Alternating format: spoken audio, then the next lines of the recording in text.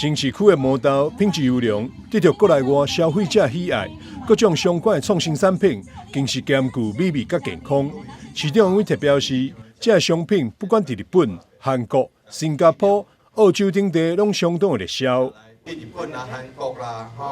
新加坡即马澳洲还有即个欧洲之前嘛2年前嘛去过去年去过但是呢，佫有除了这以外，咱内销嘛拼干都努力的去，比如去台北、新竹、台中、新北甚至佫有去到花莲，进前还未有风台，进前去花莲，咱嘛要到下桥，所以呢，希望甲咱台南好的农产品来推销互足侪，介绍互足侪好朋友知影。尤其咱即马新鲜的毛豆，还有茶豆，还佫伊的足侪的产品冰淇淋啊、豆奶、毛豆奶啦还佫有迄落毛豆香酥啦毛豆面，这拢是香肠烟前，这拢是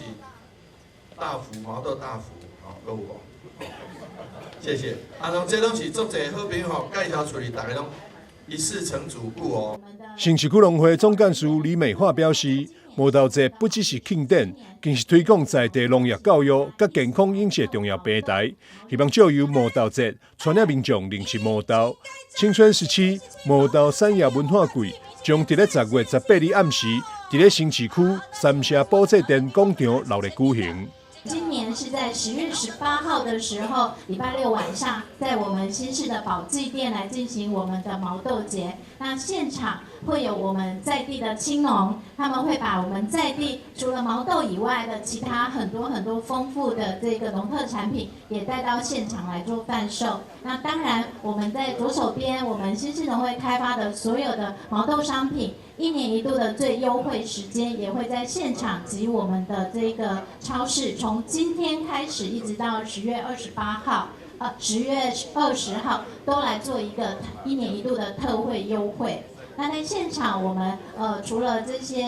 摆摊之外呢，我们还会有进行食农教育的闯关活动。今年新市毛豆产业文化季，活动以传统的庙埕结合青春氛围，并安排多元的内容，包含毛豆商品展售、毛豆食农教育体验、